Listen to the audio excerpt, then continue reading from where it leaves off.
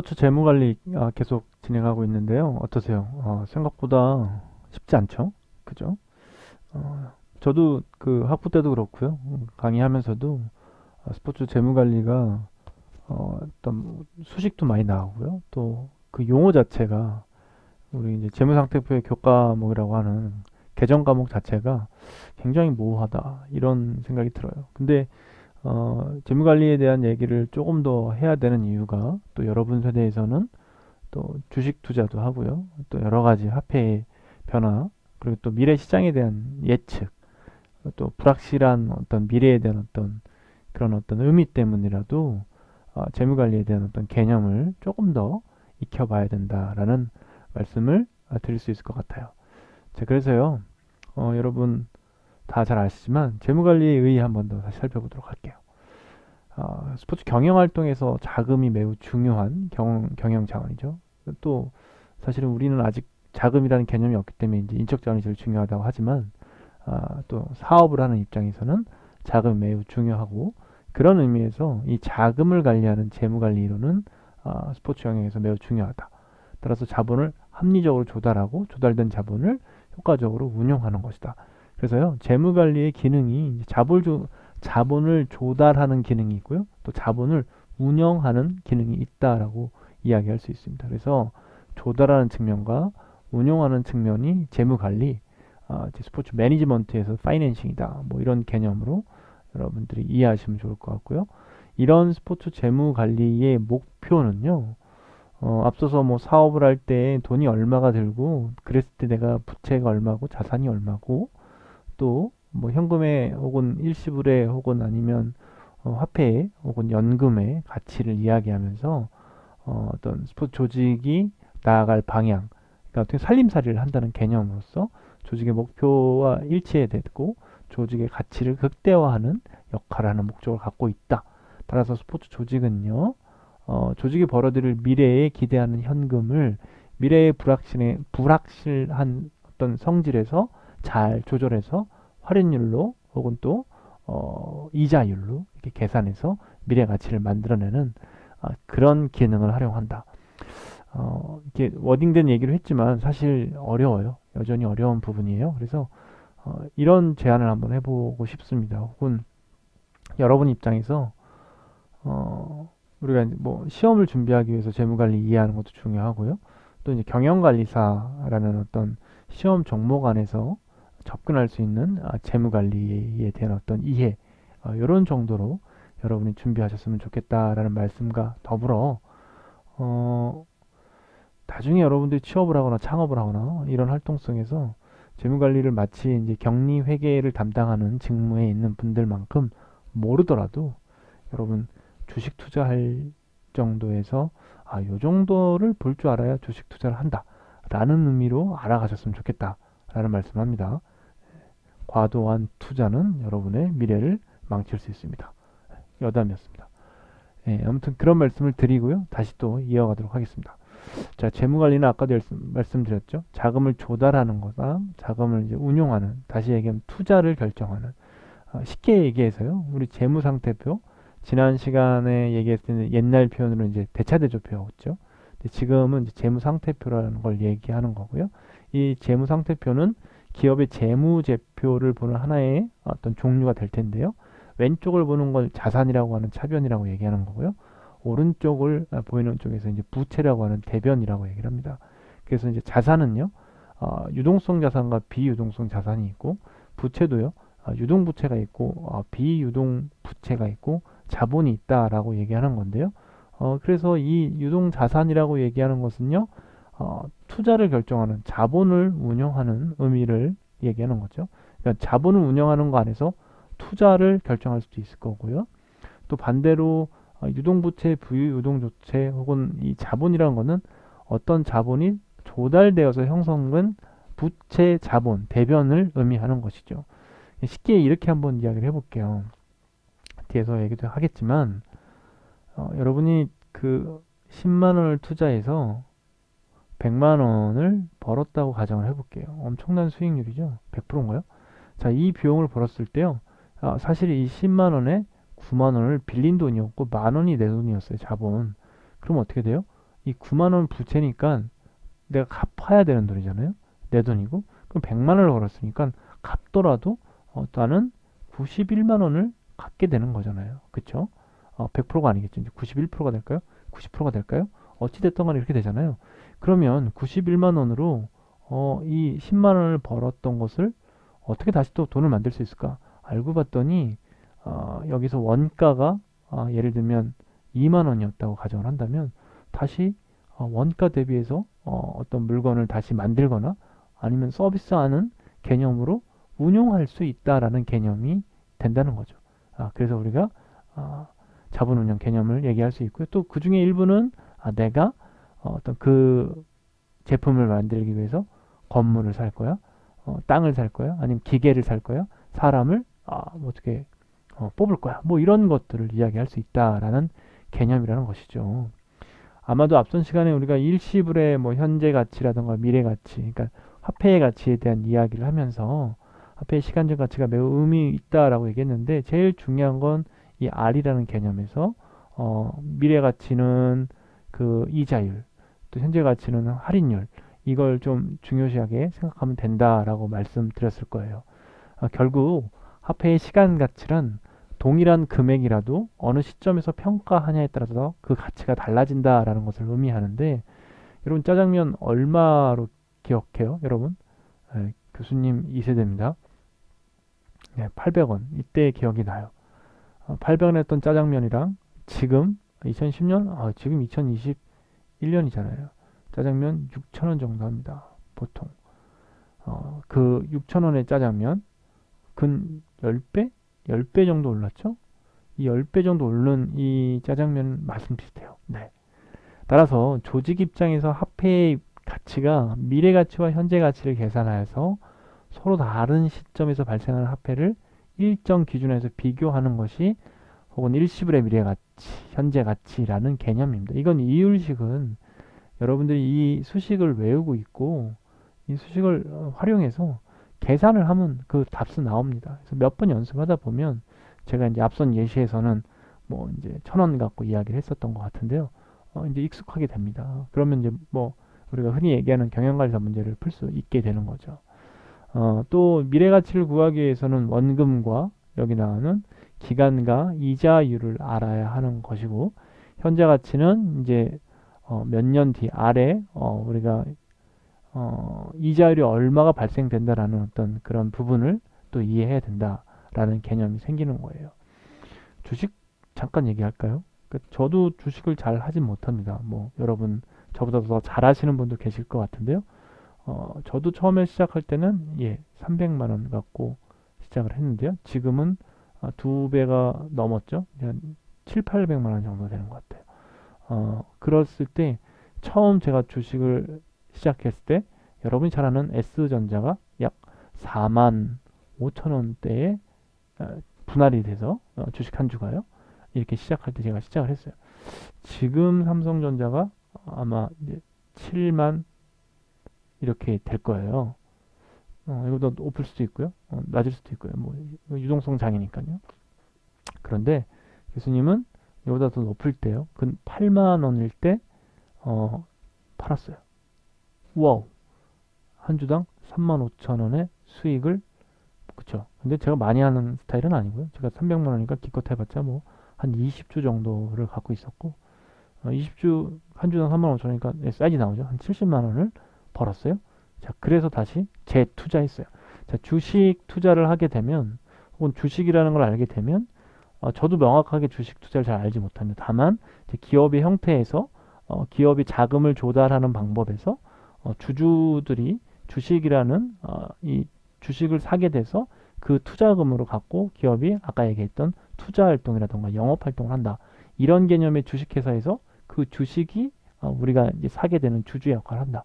이런 정도로 이해하고 있거든요. 이제 그렇게 하다 보면 스포츠 경영학이라던가 특히 재무 관리에 대해서 여러분이 조금 더 이해하는 폭이 높아지겠다라고 말씀드릴 수 있습니다. 뭐 연금의 미래 가치는 아까 얘기했던 것처럼 일정 기간에 그 매 기말 현금의 흐름이 이율을 토대로 해서 받는 혹은 할인율을 통해서 받는 그런 의미를 얘기합니다. 앞서서 얘기했었으니까요. 그런 정도로 여러분이 재무관리의 흐름을 이어가셨으면 좋겠다라는 말씀을 드립니다. 뭐 주식 얘기했다가 재무관리 얘기했다가 좀 헷갈릴 텐데 조금이라도 여러분이 좀 쉽게 이해하시길 바라는 의미에서 말씀을 드렸습니다. 자, 사실 오늘 하고 싶었던 얘기는 바로 이 재무 분석이에요. 자, 기업의 재무 분석, 왜 재무 분석을 하는 거지? 스포츠와 관련된 조직의 재무 활동을 분석해서 자금과 관련된 경영 활동, 우리가 결국 스포츠 경영학, 스포츠 매니지먼트 안에서 파이낸셜, 파이낸싱 뭐 이렇게 접근하고 있는 것들이잖아요. 그게 뭐예요? 결국 스포츠 기업, 스포츠 조직이 어떻게 운영해서 의사결정해서 투자할 것이야? 혹은 더 많이 판매할 거야? 아니야, 지금은 조금 보수적으로 해야 돼 라는 것을 결정하는데 굉장히 중요한 활동이기 때문에 그렇습니다. 이런 총 체적인 재무와 관련된 회계와 관련된 활동 그리고 그걸 통해서 다시 경영을 하는 활동 이것을 우리가 재무 분석이다 라고 얘기할 수 있습니다. 조직은 자금의 흐름을 효율적으로 통제하기 위한 노력으로 회계 관리를 하죠. 그래서 이제 회계 관리하면 이제 현금 흐름표라는 것도 얘기를 할 수 있고요. 그 다음에 이제 손익분기점, 손익분기점이라는 얘기도 또 할 수 있을 거예요. 그리고 재무 상태표, 오늘 글씨 되게 못 쓰네요. 이렇게 이 세 가지의 재무제표를 통해서 재무관리가 효과적으로 수행되느냐, 이 기업이 투자 가치가 있느냐, 이 기업이 앞으로도 발전할 것 같으냐, 이 기업이 지금 재무관리를 잘하고 있느냐라는 부분으로 이해할 수 있다는 것이에요. 그래서 회계 활동, 회계 재무 활동을 보는 재무제표를 여러분들이 어느 정도는 알고 계셔야 된다. 대표적으로 재무제표는 앞선 강의에서 얘기했던 것처럼 대차대조표라고 표현됐던 과거의 재무상태표와 포괄 손익계산서, 손익분기점이 의미를 나타내는 손익계산서, 그리고 하나 더 얘기한다면 현금의 어떤 방향, 현금이 어떻게 흘러가고 있는 것을 얘기하는 현금 흐름표, 이렇게 세 가지를 의미한다라고 말씀드릴 수 있습니다. 자, 그렇다면 먼저 재무 상태표인데요. 앞선 시간에 이제 재무 상태표를 그림을 그려주면서 사업을 한번 해볼까? 내가 돈이 얼마고, 얼마를 빌렸어, 얼마를 남겼고, 얼마를 판매했고, 얼마를 카드로 팔았어. 뭐 이런 얘기를 했었어요. 그 내용을 다시 한번 정리하도록 하겠습니다. 재무 상태표란 일정 시점에 그 기업이 조직의 재무 상태를 나타내는 거죠. 그러니까 일정 시점 우리가 흔히 뭐 1년 아니면은 뭐 1분기, 2분기 아니면 뭐 1, 4분기, 2, 4분기, 3, 4분기, 4, 4분기. 나중에 이제 세무로 들어가 보면 분기별로 세법, 세를 내야 되는 이런 것도 알아야 됩니다. 창업할 때는요. 어렵죠. 아무튼 다시 그래서 이 재무상태표에서는 자산과 부채와 자본이다. 자, 아까 앞에서 보여줬던 재무상태표랑 비슷한 건데요. 자산은 왼쪽에 있어서 우리가 뭐라 그래요? 차변. 부채와 자본은 오른쪽에 있어서 뭐라 그래요? 대변. 뭐 이렇게 얘기했던 거 기억하죠? 총 자산은 자기 자본과 부채를 합친 거예요. 그런데 이 자산에는 유동성 자산이 있고 비유동성 자산, 즉 고정자산이 있다라고 얘기했었고요. 부채도요. 유동부채가 있었고요. 고정부채, 자기 부채라고 얘기하는 그런 게 있었고요. 또 자기 자본 이런 게 있어요. 그래서 부채와 자본의 총 합계를 우리가 총 자산이다. 앞서서 그림을 얘기했죠. 앞서서 얘기했던 게 그게 바로 재무 상태표다. 자, 근데 이 재무 상태표에서 자산은 어떻게 또 구분되는지 살펴볼 필요가 있죠. 한번 얘기해 볼까요? 자, 자산은요. 유동자산이랑 비유동자산이 있어요. 우동이 아니고요. 네. 그냥 말에 써 있잖아요. 유동, 움직인다는 거예요. 자산이 움직인다. 즉, 결산일을 기준으로 1년 이내에 현금화할 수 있는 자산. 좋은 거예요. 좋은 거. 네. 그러니까 왜냐하면 기업에 있어서 현금은 매우 중요한 거예요. 기업 있어서 현금 어떻게 중요해? 이거를 어떻게 하냐면 사람으로 얘기하면 뭐가 중요해? 피예요, 피. 사람이 피가 어떻게 돼요? 심장에서 만들어져서 몸 곳곳에 흘러가야 건강한 거죠. 기업도 마찬가지예요. 현금이 있어야지 기업이 건강한 거예요. 그래서 이 현금을 빨리 만들 수 있는 게 유동자산이니까 어때요? 그렇죠. 유동자산이 높은 비율을 갖고 있는 기업은 뭐예요? 좋은 기업이죠. 뒤에 뭐 나중에 그 재무상태표로 볼 수 있는 게 나온다면 여러분 다시 얘기하겠습니다만, 그래서 주식 투자할 때 유동자산이 높은 프로테지가 조금 있는 그런 뭐라 그럴까요? 기업에 투자하면 좋아요. 그러니까 이 유동자산은 결국 비유동자산을 나눈 요 값이 나오는데 이걸 이제 유동비율이라고 하거든요. 유동비율이 최소 100. 100이면 1년 이내에 100 바로 현금화할 수 있다라는 거고요. 이제 200%가 되면 매우 이런 현금화할 수 있는 능력이 좋은 기업이다. 그러면 기업이 잘 되고 있다. 이렇게 이해하시면 됩니다. 또 유동 자산 안에는요. 당좌 자산, 즉 바로 현금이 될 수 있는 거예요. 그러니까 즉 매출 채권, 미수금, 선고금 같이 즉시 현금화 될 수 있는 건데 반대로 이 재고 자산도 있다는 거죠. 현재 가지고 있었던 어떤 판매되지 않은 물품이에요. 그래서 1년 내에 팔아야 되는 약간은 그런 리스크를 갖고 있는 그런 거고요. 또 반면에 우리 자산에 이제 비유동 자산이 있는데요. 비유동 자산은 뭐겠어요? 그렇죠. 어떤 거? 예, 1년 이내에 현금하기 어려운 것들. 아까 이제 제가 투자 활동을 했는데, 예를 들면 제가 여러분들이 이제 체육관 하나 차렸어? 풋살장, 어린이 축구장, 뭐 아니면 필라테스 막 이렇게 했어요. 전세 계약도 2년, 뭐 이런, 그런 거 있잖아요. 예.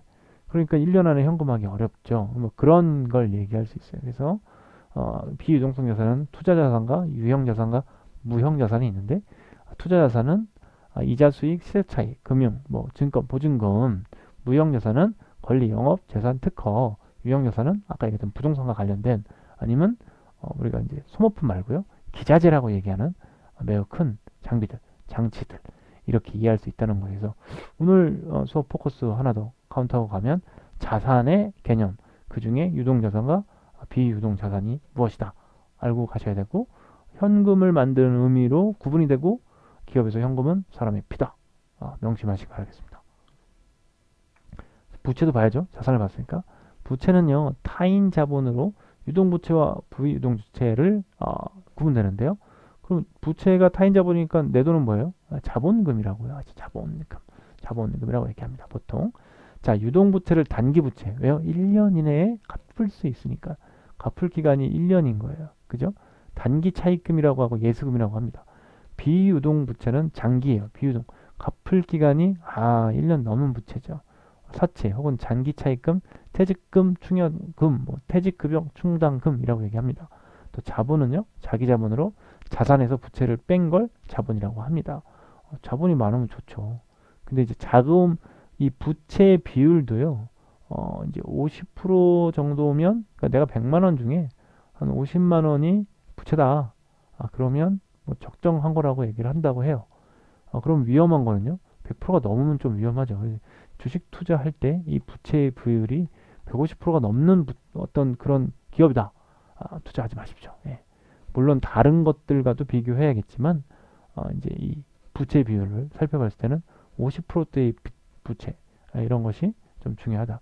예를 들면 있어요. S전자, 뭐 자동차 이런 화학 이런 데는 부채가 50%보다 높을 수 있어요. 그래도 안전하죠. 왜요? 다른 것 때문에 뭐 자산을 많이 갖고 있다던가 아니면 여러분 잘 아는 퍼가 높다던가 ROI가 높다던가 뭐 이런 것들이 높기 때문에 이런 거를 절대적으로 보지 않고 이제 이 하나만 봤을 때 이 수치를 좀 고려해 볼 필요가 있다라고 이해하시면 될 것 같습니다. 주식에 대한 얘기는 교수님이 여러분의 이해를 돕게 하기 위한 것이므로 성급한 투자는 여러분을 힘들게 할 수 있다라는 말씀을 드립니다. 자, 그리고요, 이 자본금은 뭐 이제 뭐 이런 납입자본금, 그러니까 내가 낸 거 아니면 보통부, 우선주, 주식을 발행해서 하는 자본금, 뭐 자본임어금, 이익, 잉여금 이렇게 구분하는데요. 사실 교수님도 이거는 그냥 외우는 정도이고요. 여기까지만 여러분이 알았으면 좋겠다는 말씀을 드립니다.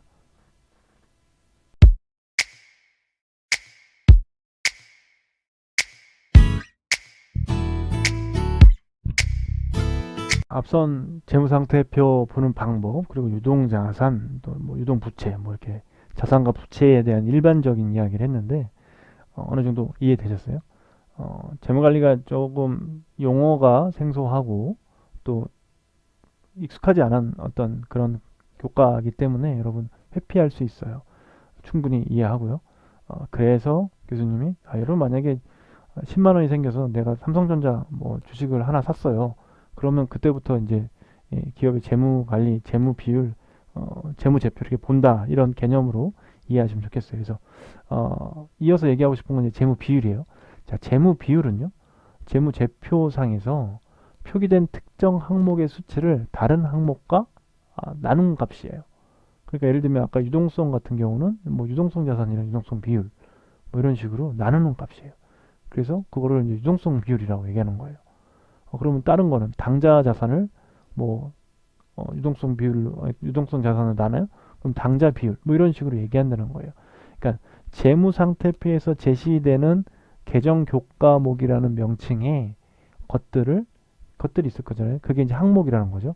그 항목을 다른 항목과 나누어진 값을 우리가 재무 비율이다. 비율 이렇게 얘기합니다.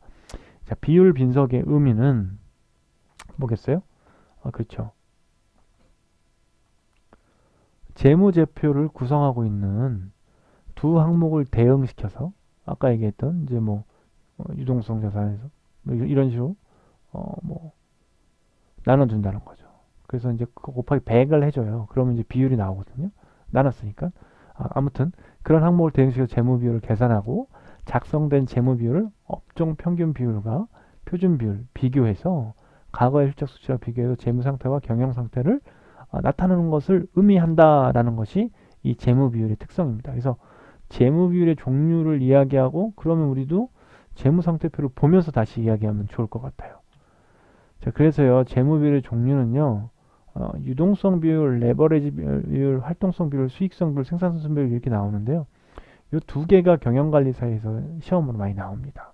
자, 유동성 비율이 뭐냐? 유동자산을 유동부채로 나누는 거예요. 그러니까 유동자산이 내가 있어요. 근데 유동자산이 뭐였어요? 유동부채. 뭐예요? 예? 1년 안에 현금으로 바꾸는 거잖아. 그래서 나눠서 이걸 곱하기 100을 해요. 1년 안에 현금.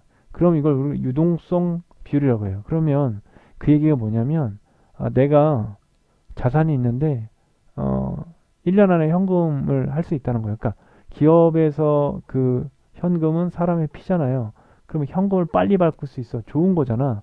근데 예를 들면 자산이 내가 100인데 뭐야? 유동성 비율, 유동성 부채도 이거 유동성 부채라 쓴 거예요. 유동성 부채도 내가 100이야. 그럼 100을 100으로 나눠 그럼 몇이야? 1이잖아요. 근데 이걸 곱하기 100을 하는 게 비율이라고요. 그럼 1 곱하기가 100이잖아요. 이게 100%야. 유동성 비율이 100%인 거야. 그 얘기는 뭐예요? 단기 채무 상환 능력, 자금 사정이 매우 좋다라고 얘기하는 거예요. 만약에 그러면 유동자산이 200이야. 그리고 부채는 100밖에 안 돼요. 그럼 2잖아요. 2 곱하기 100이야. 200이야. 더 좋은 거야. 그죠? 그런 식으로 이야기하는 거예요. 그래서 유동성 비율에 대한 어떤 계산과 유동성 비율에 대한 어떤 개념을 알고 있으면 뭐 A라는 회사와 B라는 회사가 유동성 비율이 각각 몇이다 했을 때 어디가 더 뭐 단기 채무 능력과 자금 사정이 좋다고 할 수 있느냐 뭐 이렇게 물어볼 수 있잖아요. 아니면 그걸 주관식으로 기술하라고 할 수 있는 부분이 있다는 거예요. 그래서 유동성 비율이 또 반대되는 게 뭐예요? 레버리지 비율이니까 안정성 비율이라고 불리는데요. 기업이 조달한 전체 자본 중에 어느 정도가 타인 자본에 의존하고 있는가를 나타내는 거예요. 그러니까 예를 들면 아까 얘기했던 부채랑 얘기가 되겠죠. 부채 아까 뭐라고 얘기했어요, 교수님이? 50%가 건전하다. 그리고 150%가 넘어가면 이거 큰일 나다. 그러니까 예를 들면 자산이 얼마인데 그 자산 중에 얼마가 부채더라. 위험한 거잖아요. 이런 것들. 왜 그럴까요? 우리가 여러분 그 예금 들면 예적금 들면 5천만 원까지 은행에서 책임져 줘요. 5천만 원 한도가 5천만 원인데 사고가 나면 5천만 원을 예금자 보호에 의해서 5천만 원을 해결해 준다는 거예요. 그럼 뭐예요? 기업을 투자할 때도 투자자들, 주식 발행하는 투자자들이 이 기업에 투자할 때 레버리지 비율을 보고 투자하는 거예요. 부채 비율과 이자 보상 비율을 보고 투자하는 거죠. 그래야지 어떻게 해요? 자기가 투자한 채권을 안전하게 지키는 거고요. 또 내가 소위 얘기해서 쩐주예요. 내가 100억이 있어요. 나 50억만 있어도 돼. 나머지 50억 그냥 은행에 넣어놨어요. 은행이 어디다요? 기업에 투자하는 거잖아요. 대신. 그리고 투자해서 기업의 50억을 A라는 쩐주가 가라는 은행에다가 50억을 보냈어요. 그랬더니 1년에 이율이 예를 들면 계산하기 편하게 얼마일까? 5%야. 그럼 5, 50 얼마야? 2,500만 원? 2억 5천이야? 아무튼 2억 5천인가? 5억이라고 해볼까? 2,500만 원이야. 5억이라고 하면 그러면 2,500만 원 나누기 어떻게 해요? 12개월 하면 되잖아. 그럼 얼마야? 얼마일까? 2,400이라고 하면 200만 원 받는 거네. 월에 5억 있으면 5% 대비했을 때 월에 225만 원 이렇게 받는 거야. 무슨 말인지 이해해요?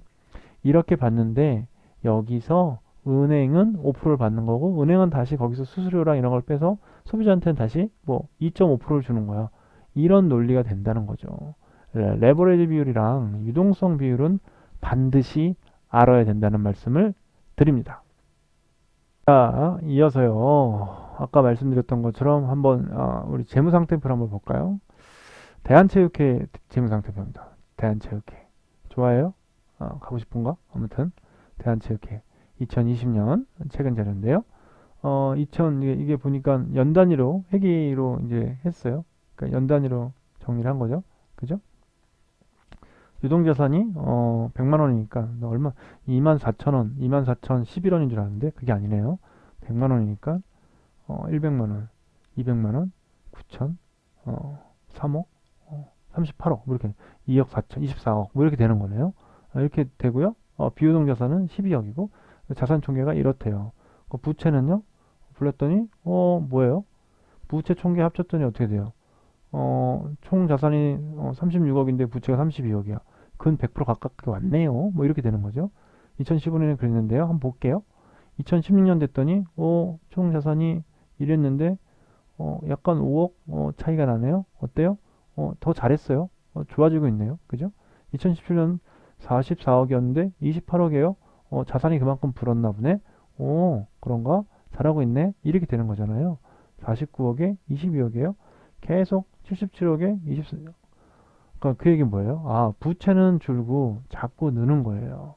자본금은 처음에 없었고요. 자본금이 이제 자꾸 자본수익금, 뭐 이렇게 잉여 이익금 이런 식으로 해서 자본금을 쌓게 되는 어떤 토대가 되겠죠. 뭐 이거는 좀 어려운 내용인데 아무튼 그렇다고 하고 이 자산과 부채, 그리고 그 부채 총액이 어떻게 증가되는지 이 요약된 재무상태표가 있는 거고요.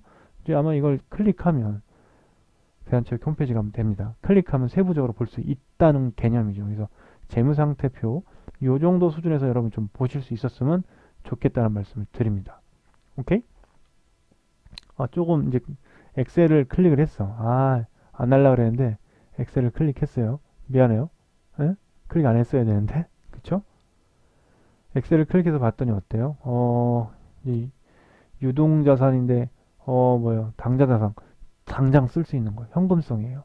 현금 뭐야? 피잖아. 빨간색이네. 피야. 좋은 거잖아. 많으면. 그죠? 유동자산이 이거 얼마야? 1, 10, 9, 1, 10, 100, 1000, 만, 10만, 100만, 1000만, 억만, 10억만, 100억만. 520이야? 52억이야? 52억인 것 같은데? 아무튼 52억이야? 그랬는데 그 중에 49억을 바로 현금할 수 있대요. 나이스. 좋네요. 현금성 자산. 현금성 자산이 바로 매우 높은 거예요. 그건 100%에 가까워요. 그죠?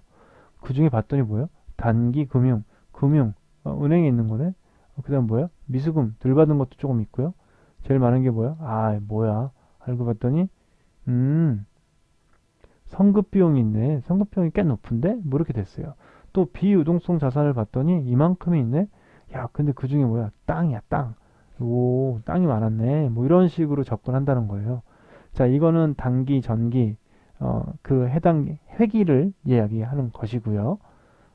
그런 식으로 접근을 하면 여러분이 조금 더 이해하기 쉽겠다라고 말씀을 드릴 수 있을 것 같습니다. 그래서 재무상태표까지 보는 거 여러분이 조금 연습을 했고요. 바꿔서 이야기를 해보면 그 재무상태표를 토대로 해서 우리가 여러 가지 재무 비율을 볼 수 있는데 그 중에 아까 말씀드렸던 유동 비율 같은 경우는 시험에 잘 나오니까 어떻게 구한다고요? 자, 유동 비율은 유동자산의 유동부채를 나눈 값을 곱해서 나오는 값이다. 자, 그래서 기업이 보유하는 지급 능력이에요. 유동비율이 높다는 것은요. 그렇죠? 그래서 또 그 신용 능력이 판단하는 지표값이 된다는 거예요. 그리고 클수록 그 기업이 재무 유동성이 좋다. 200% 이상이 유동성이 이상적인데 100%만 넘어도 좋다라고 이야기한다라고 말씀드릴 수 있을 것 같습니다. 우리 재무 상태표 받고 그 다음에 이제 현금 흐름표 한번 보도록 할게요. 흐름표도 아까 보셨던 재무 상태표에서 볼 수 있는데요.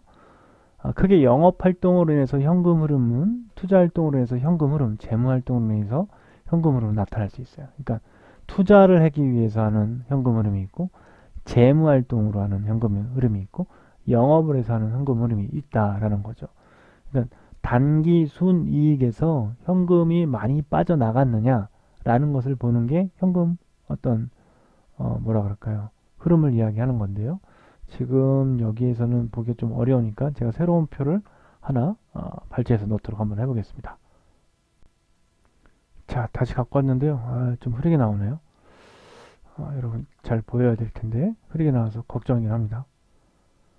자, 재무생태표 보시는 내용에서요. 아까 말씀드렸던 것처럼 영업활동이랑 그 다음에 투자활동, 재무활동에 의해서 현금 흐름을 좀 볼 수 있다라는 건데요. 말 그대로 재무활동은 뭐겠어요? 뭐 기업이 은행에서 돈을 빌리거나 대갚을 때, 회세처를 발행했거나 배당금을 줄 때, 이런 것들을 얘기하는 거죠. 그러니까 여기 보면 이제 이 뭐 이자에 대한 어떤 부분, 배당금, 뭐 이런 것들이 이제 해당되는 내용들인 거죠. 이건 이제 회기니까 회기라고 생각하시면 되고요. 또 이제 영업 활동에 의한 거는 뭔가를 뭐 운전자본이라던가 이런 것들을 얘기하는 거고요. 또 투자 활동은 뭐겠습니까? 뭔가를 팔고 사는 거니까요.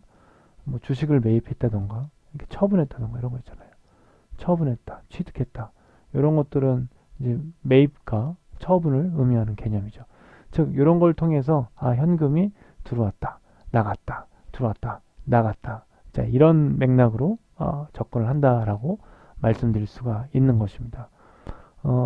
재무제표, 재무비율, 기업의 의미를 기업에서의 재무관리 의미를 말씀드리면서 가장 핵심이 되는 재무상태표를 다시 한번 설명해 드렸습니다.